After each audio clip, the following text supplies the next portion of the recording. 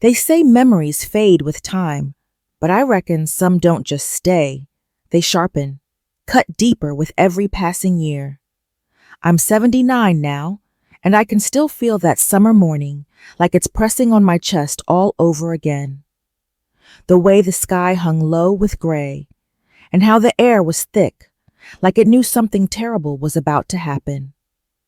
That was the day I lost my daddy, the day the world cracked, and never did quite mend itself. My name is Leah James. Most folks around here just call me Granny Leah, the lady with the rocking chair and the glass jars of peach preserves. But once, a long time ago, I was just a barefoot girl with tangled hair, and a daddy who used to call me his little moonbeam. He said I lit up the room every time I smiled. I haven't smiled quite the same since June 19th, 1964.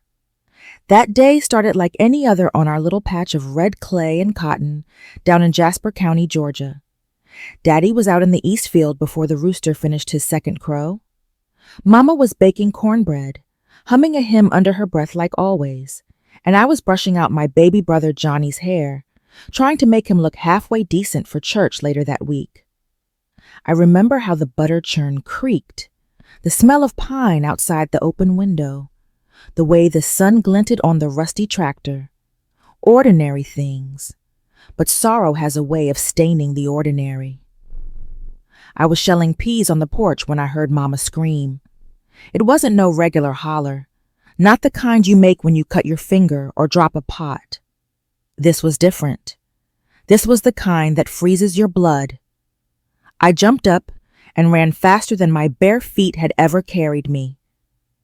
Daddy had collapsed right by the fence, still holding a bundle of harvested greens in one hand. His face was pale, like all the color had been drained out of it, and his chest moved strange, like a fish gasping for air. Mama was kneeling beside him, crying his name, her hands shaking, her voice turning into panic. "Ernest, please, don't you dare do this. Not now." I didn't understand what was happening at first. I just stood there, useless, watching my world unravel like a torn quilt. Mama yelled for Uncle Steve. That was Daddy's little brother. He was 25 then, still living with us after he got laid off from the lumber mill. Folks said he never quite found his footing after their mama passed, and Daddy, being the kind soul he was, let him stay on. Uncle Steve came running out the side door, and Mama shouted at him to get the truck ready. "We need to get him to the hospital in Macon, now," she cried. Johnny started wailing, clinging to my skirt like he knew everything was about to change forever. The hospital was more than 20 miles out, a long stretch of dusty road and potholes that could rattle your teeth loose. Mama grabbed towels. My auntie and cousin came from down the road, and within minutes they were loading Daddy's body, still barely breathing, into the back of the truck. Mama turned to me before climbing in, her face ashen and wild. "Leah," she said, grabbing my shoulders, "you watch Johnny. You stay in the house. Don't open that door for nobody but me. You hear me?" I nodded, choking back tears. She pressed a kiss to my forehead, the kind that's too quick and too desperate. "We'll be back soon," she promised, but that was a lie. She didn't know it, but it was a lie. The truck roared away down the dirt road, trailing dust behind it. And just like that, it was me, my little brother Johnny, and Uncle Steve alone in the house. At first, everything went quiet, the kind of quiet that don't feel peaceful, more like the breathless stillness before a storm. Uncle Steve walked back inside, rubbing his face like he was trying to wake himself up from a bad dream. "They'll do what they can," he muttered, not looking at me. "Ain't nothing we can do but wait." I busied myself with Johnny, trying to distract him with storybooks and coloring pages, but the minutes dragged heavy. Every tick of the clock made the house feel colder. Uncle Steve started pacing, then sat, then stood again, like he couldn't settle. The man always gave me a strange feeling, even before that day. His eyes lingered too long sometimes, and he had a way of talking to me that felt off, like I wasn't a child anymore, even though I was just 11. By noon, he cracked open a beer and leaned back in Daddy's armchair. I hated that. That chair belonged to my father. His shape still lived in the cushion. But Steve sat there like he owned the place, his legs spread wide, eyes following me as I swept the kitchen. "You don't gotta do all that," he said, slurring just a little. "Come sit with me.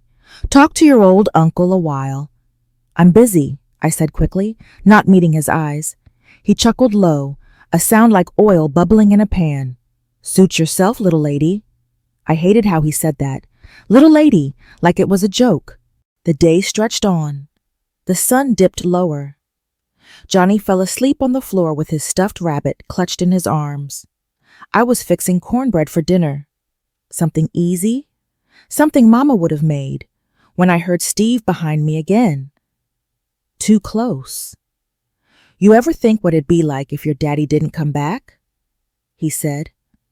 I froze. My hands were still on the mixing bowl. I felt a chill crawl up my spine, despite the stifling heat. "Don't talk like that," I whispered. He leaned in, close enough that I could smell the beer on his breath. "Just saying, things change, men die, and someone's got to keep this family safe, don't they?" I didn't say nothing. I just stirred faster. My hands were shaking, though. "Tell you what," he said softly. "Why don't you take a break? Come sit down. I'll show you something." I shook my head. "I need to check on Johnny." That was a mistake. He grabbed my wrist hard enough to make me drop the spoon. "Don't be rude, Leah," he hissed. And just like that, the mask dropped. His voice, his face, everything turned cruel. "Let go of me," I cried out. But he slapped a hand over my mouth and dragged me back away from the stove, away from Johnny's sleeping form. "No one's gonna hear you," he whispered. And that was when I knew I wasn't safe. Not anymore. What happened next, I can't bring myself to describe in detail. Some memories are carved so deep they bleed when touched, but I remember the pain, the fear, the smell of beer and sweat, the crushing betrayal. I remember wishing I had died right alongside my daddy that morning. Afterward, he told me not to cry, that I was special, that I was a woman now, that I shouldn't say a word to anyone, or Mama would lose her mind, that I'd break her heart, that Johnny would be taken away, that it would all be my fault. And I believed him, because I was 11, and I didn't know how to be anything else but afraid. I lay there in silence, the weight of his lie pressing on my chest heavier than his body ever could, and all I could think was, Daddy wouldn't have let this happen. Daddy would have stopped him. But Daddy was gone, or so I thought, because hours later, headlights cut through the dark outside, and Mama's voice came screaming back into the world. And everything was about to change. They say a house remembers, the walls, the floors, the air itself. Maybe that's why I couldn't walk past that kitchen for years without feeling like I couldn't breathe. Because that night, when Mama came back, the house knew. It held its breath, same as I did. I was still sitting in the corner of the living room when the truck rolled up. I hadn't moved in hours. My dress was torn, my knees scraped, and my mind floating somewhere far outside my body. I remember staring at the doily on the coffee table, fixating on a loose thread, like it was the only thing keeping me from drifting into madness. The screen door creaked, and then I heard Mama's voice, raw and desperate. "Leah? Johnny?" she called. "We're home." Johnny stirred on the couch and sat up groggy, rubbing his eyes. "Mama?" She rushed to him, cradling him in her arms like she was afraid he'd vanish. Behind her, Aunt Maggie and Cousin Ruth stood in the doorway, faces drawn tight with grief. Mama turned toward me next, arms already open, but stopped short when she saw me. I must have looked wrong to her, like something inside me had twisted. I saw it in her eyes. The confusion. The pause. That mother's instinct that whispers when something ain't right. "Leah?" she said gently. "Baby, are you okay?" I opened my mouth, but nothing came out. I nodded instead, a lie, the first of many. She came over and knelt down, brushing my hair back behind my ear. "Your daddy's gone," she said softly, voice breaking. "He passed before we got there. I'm so sorry, baby girl." I nodded again, hollow. Of course he was gone. It was all gone. Mama wept into my shoulder, but I couldn't cry with her. I had no more tears left that night. My soul had cried out earlier when I begged God for help and got nothing but the sound of Uncle Steve's ragged breathing in my ear. That night passed in a blur of casseroles, whispered condolences, and the slow settling of death in our house. Mama was too lost in her own grief to see the signs. I was quiet, too quiet, but everyone just chalked it up to losing Daddy. No one looked deeper, except one person. A week went by, then two. The funeral came and went. Daddy was buried under the big oak tree at the edge of the field, the same one he used to rest under with a jug of water on hot days. Mama wore black every day. She barely slept. I tried to do the same things she always did. Keep the house clean, pack lunches, help Johnny with his letters. But nothing felt real anymore. And Uncle Steve? He acted like nothing had happened. Like that night on the floor never existed. He laughed too loud, ate too much, took Daddy's chair and Daddy's tools and Daddy's space like he was filling in the hole with himself. He'd watch me when no one was looking. Not a single word, just those eyes, like a reminder. And I was silent. I was terrified. Every time Mama left the room, my stomach twisted. Every time I heard the floorboards creak, I jumped. I started locking the door to my bedroom with an old piece of wire I twisted around the handle. I slept with my clothes on. I stuffed towels under the door so I could pretend it was sealed shut, even though it wasn't. I was 11, and I didn't know what trauma was, but I knew I wasn't me anymore. It was Aunt Maggie who started to notice first. "That girl's too jumpy," she whispered to Mama one morning. "And have you seen her eyes? She flinches like a whipped dog." "She's grieving," Mama replied. "We all are." "Maybe," Maggie said, "but I'd keep her away from Steve. He's got that look." That look. I'll never forget how she said it, like she already knew. Maybe she did, but it wasn't Aunt Maggie who uncovered the truth. It was Mama. It happened a month after Daddy passed. The sun had started setting later, and the air felt less heavy. Johnny had gone to stay the night at Cousin Ruth's, and Mama was out back feeding the chickens. I was in the kitchen drying dishes, just trying to make it through the evening. Steve came in behind me without a word. I felt it, the shift in the room, like gravity changed. "You've been real cold lately, Leah," he said, stepping closer. I didn't answer. "I think we need to talk," he whispered. Then he reached for my shoulder. But Mama had come back in through the back door. She saw it, all of it. In one breath, the air turned electric. "What do you think you're doing?" Mama's voice cut through the room like a blade. Steve dropped his hand.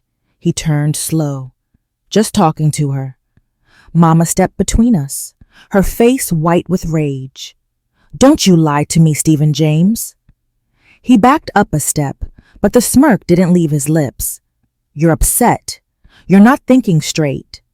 Then she turned to me. "Leah," she said, her voice trembling. "What happened? Tell me now." And I couldn't stop it. The dam burst. All the words I'd swallowed for weeks came pouring out like poison.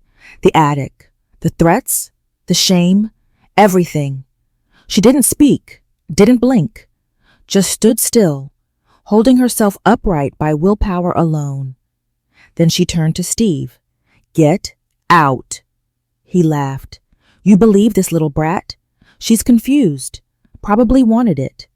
I've never seen my mama move that fast. She slapped him so hard his head snapped sideways. "Get out of my house," she screamed, "before I put you in the ground next to your brother." Steve stumbled, face twisted, but he didn't say another word. He grabbed his jacket and stormed out the front door, slamming it so hard a picture fell off the wall. Mama stood there, shaking, her hands still raised. She didn't even seem to notice the tears on her cheeks. She turned back to me, and I collapsed into her arms, crying for real for the first time since Daddy died. She held me all night. She didn't ask for more, didn't push, just kept whispering, "I'm so sorry. I'm so sorry." The next morning we packed our things. She took me and Johnny to Grandpa's house. Daddy's daddy, old Mr. John James, a man carved from stone, with hands like shovels and a heart full of pride. When Mama told him the whole truth, without varnish or apology, he didn't cry, didn't rage. He stood up from his chair, walked out to the barn, and came back with the shotgun he hadn't touched since the war. And in that moment, I knew something was about to end, something evil, and maybe, just maybe, something better was finally going to begin. It was the quiet before that morning that haunts me most. Grandpa didn't say a word after Mama finished telling him what Steve had done. He just stood there, still as a scarecrow in the wind, his jaw tight, his eyes distant.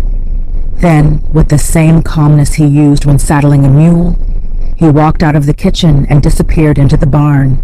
Mama sat frozen in her chair, her hands trembling on the oilcloth table cover. I was next to her, numb, my fingers locked around a mug of cold coffee I hadn't even realized I was holding. I kept staring out the window, toward the barn, waiting, praying he'd come back without that shotgun, hoping and fearing the same thing at once. But when the door creaked open, I knew. He carried it like it was part of him, like it had never left his grip. The long, dark Remington he used to keep under the bed when I was little, the one he hadn't touched since Grandma passed. Mama stood up, startled. "Daddy, I won't ask you again to explain," he said, his voice like gravel under boots. "I don't need more than what I've heard." She reached for his arm. "Please, think this through. We should call the sheriff." He shook his head slowly. "The sheriff's his cousin." That stopped her cold. I'd forgotten that detail, but Grandpa hadn't. "John," she whispered, her voice cracking, "what if they come after you for this?" He looked her in the eye, and I'll never forget what he said. "Then let them. But that man hurt my granddaughter under my roof, and I'll be damned if I let him draw another breath like nothing happened." He turned and walked out into the morning fog, shotgun in hand. Mama didn't move.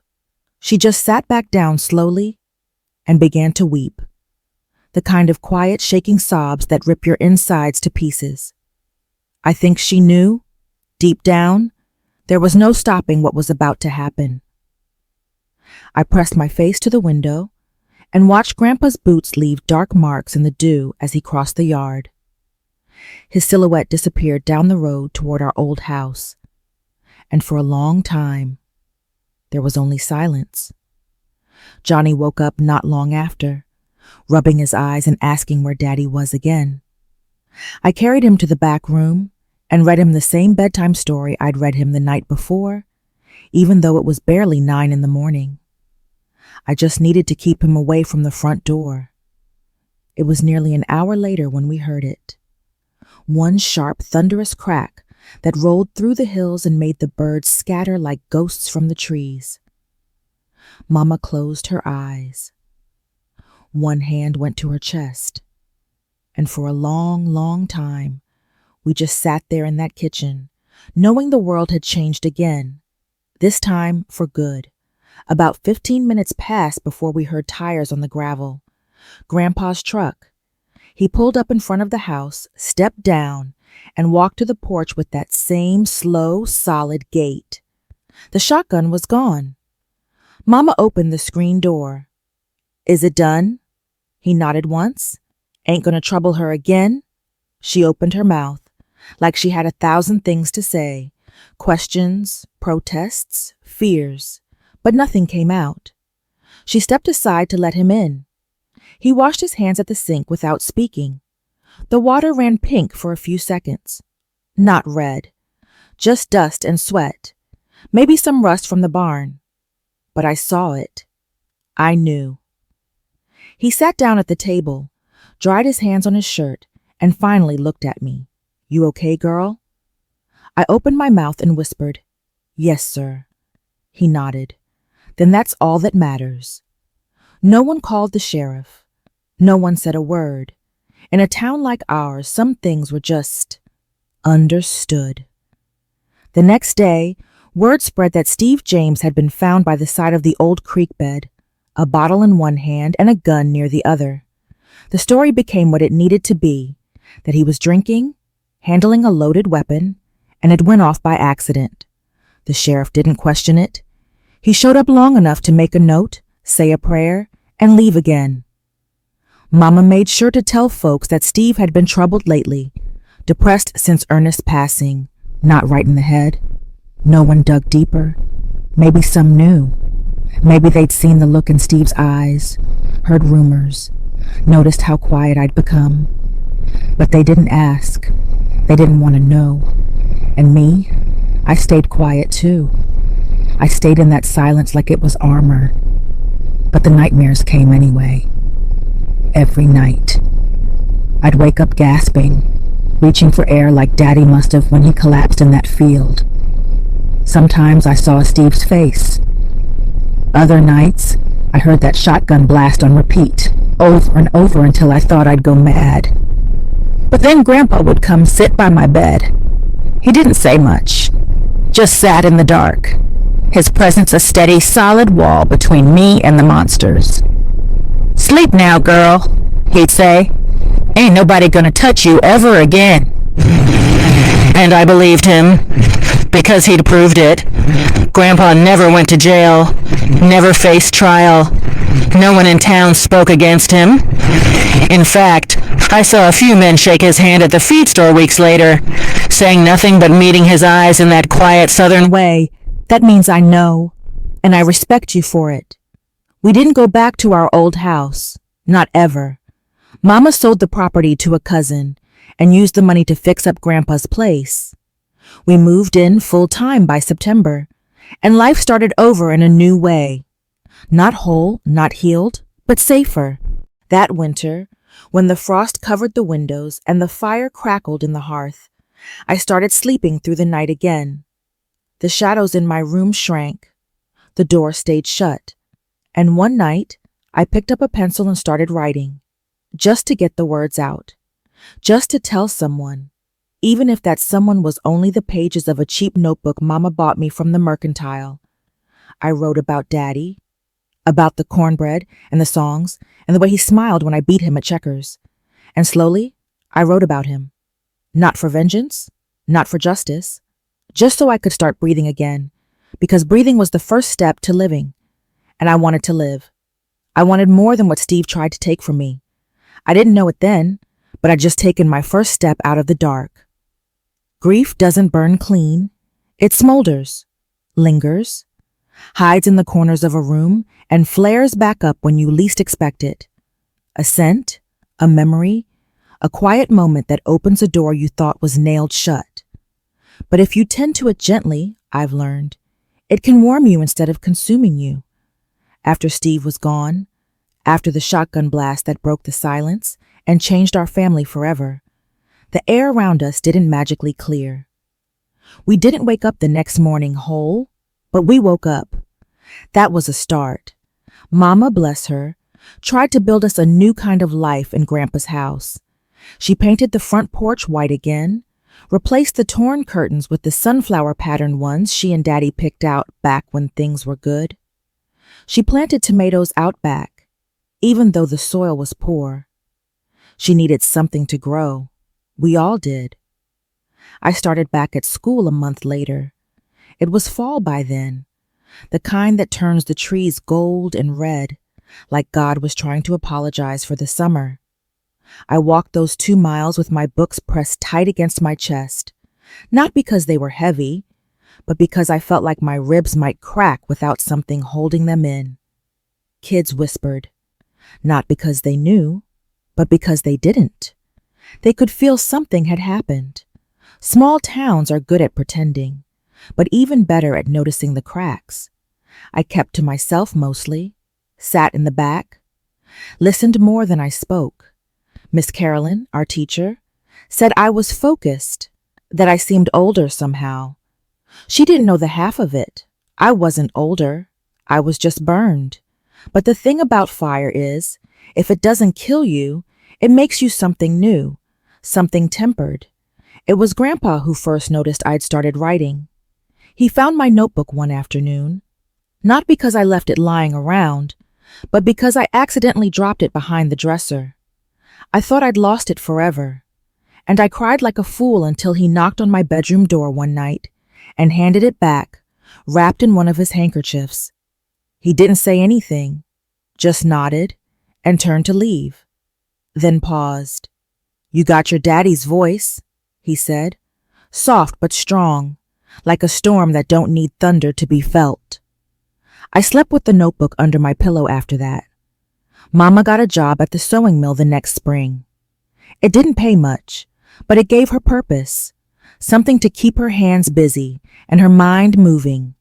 She'd come home tired, smelling like starch and cotton thread, but her eyes looked more alive than they had in months. Johnny bounced back quicker than the rest of us. Kids are like that, resilient. His biggest concern by summer was learning to swim in the creek behind the church. I watched over him like a hawk, even though Grandpa swore nothing would ever happen to him on his watch. I believed him. We never spoke Steve's name again in that house. Not once. It was like he'd been erased, like the fire had burned his memory right off the family tree. But I still saw him sometimes, in shadows, in nightmares, in the way I flinched when someone raised their voice. Healing doesn't come like a sunrise. It comes in slivers. A moment of calm, a night without dreams, the first time someone hugs you, and you don't tense up. For me, one of those slivers came the day I read a poem out loud in class. Miss Carolyn had assigned us each to memorize something and recite it in front of everyone. I picked a verse I found in an old book Mama brought home from the church library, one about loss and roots and starting over. When I stood in front of the room, hands trembling, knees knocking together, I almost ran. But then I remembered what Grandpa said, soft but strong. So I read. And when I looked up afterward, Miss Carolyn was crying. "You have a gift, Leah," she said. "Don't you ever let anyone take that from you." That's when I realized, writing, speaking, telling the truth, it wasn't just a way to survive. It was my way to live, to reclaim what he tried to steal, my voice. By the time I turned 15, I'd written 2 full journals worth of stories and memories, some real, some imagined, some halfway between. I wrote about Mama's cornbread, about Johnny's laugh, about the smell of Daddy's overalls after a day in the fields. I wrote about grief too, about fire and silence, and what happens when a girl finally speaks. Miss Carolyn helped me apply for a scholarship to a small high school in Macon. It was the first time anyone in our family ever thought about higher education. Grandpa didn't say much when I told him. He just stood up, walked out to the barn, and came back with a crumpled wad of cash he'd been saving in an old tobacco tin. "You'll need books," he said, pressing it into my hand. That fall, I started classes in town. It wasn't easy. I was older than most of the students. I still wore homemade dresses when everyone else had store-bought. But I knew things they didn't. I knew about death, about survival, about love, the kind that bleeds and fights, and never asks for anything in return. When I graduated, Mama and Johnny and Grandpa all sat in the front row. Grandpa wore his church boots, The ones he never pulled out unless it was a wedding or a funeral. I like to think that day felt like a bit of both. The funeral of the girl I used to be, and the wedding of the woman I'd become. Years later, when I became a teacher, I made a vow. Every child in my classroom would know they were safe, that no matter what storm they came from, they could grow again, that they weren't alone, because I wasn't, because when it mattered most, someone picked up a shotgun and chose me, and I never forgot that. Now, I sit on this porch, gray-haired, weathered, and blessed with more grandchildren than I can count. They laugh and run across the same red Georgia dirt where I once bled and cried and rose. They call me Grandma Leah. Some say I'm a little too stern. Others say I give the best hugs. Both are true. And sometimes, late in the evening, when the sky goes pink like it did the night before Daddy died, I pull out that old notebook, pages yellowed, edges curled, and I read the words I wrote when I thought the world had ended. They remind me it didn't. They remind me I lived. And if you're listening to this now, if you're walking through fire or drowning in silence, let me tell you, your story's not over. Not yet. You're not what they did to you. You are what you choose to become next. If this story moved you, please don't forget to like the video and subscribe to the channel for more powerful true stories like this one. Your support helps us bring light to voices that were once silenced. Let us know in the comments where you're watching from. We love hearing your stories too. And don't miss the next video, another true account of survival, strength, and justice, because every story matters, especially yours.